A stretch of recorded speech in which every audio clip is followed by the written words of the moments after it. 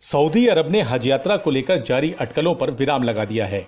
Saudi अरब ने ऐलान किया है कि इस साल बहुत सीमित संख्या में मुस्लिमों को हज करने की अनुमति दी जाएगी। सभी हज यात्री सऊदी अरब में रह रहे लोग ही होंगे, मतलब दूसरे किसी देश के हज यात्री को अनुमति नहीं दी जाएगी। आमतौर पर दुनिया भर से हर साल हज यात्रा पर 20 लाख लोग शामिल होते हैं। इससे पहले ऐसी अटकलें चल रही थीं कि इस साल सऊदी अरब हज यात्रा को मंजूरी देगा या नहीं, और अगर देगा तो प्रतीक के तौर पर बहुत कम लोग ही हज कर पाएंगे।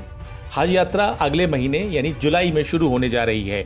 माना जा रहा है कि दुनिया भर के मुस्लिमों की भावनाओं को देखते हुए सऊदी सरकार ने यह फैसला इतनी देर से लिया है।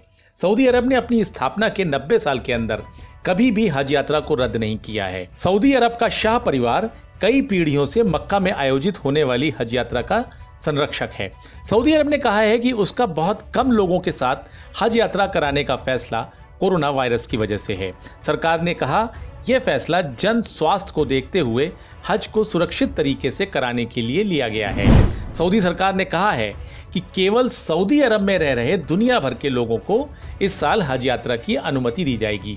मतलब ये कि वो कहीं के भी रहने वाले हों, अगर सऊदी अरब में रहते हैं तो हज कर सकेंगे। सरकार ने अभी ये नहीं बताया है कि कितने लोगों को हज यात्रा की इजाज़त दी जाएगी, लेकिन समाचार एजेंसी रॉयटर्स के अनुसार सऊदी प्रशासन इस साल बुजुर्ग हज यात्रियों पर प्रतिबंध और गंभीर स्वास्थ्य जांच सहित कई तरह के अन्य प्रतिबंधों पर भी विचार कर रहा है।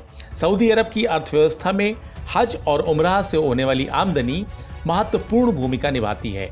माना जा रहा है कि इस साल हज यात्रा के स्थगित होने से सऊदी अरब की अर्थव्यवस्था को तगड़ी चोट लगेगी। बता दें कि सऊदी अरब में कोरोना वायरस के मामले तेजी से बढ़ रहे हैं। बीते रविवार तक संक्रमितों की संख्या 1,23,000 से ऊपर हो गई, जबकि 932 लोगों की अब तक मौत हो चुकी है। Test report, Rajsatta express.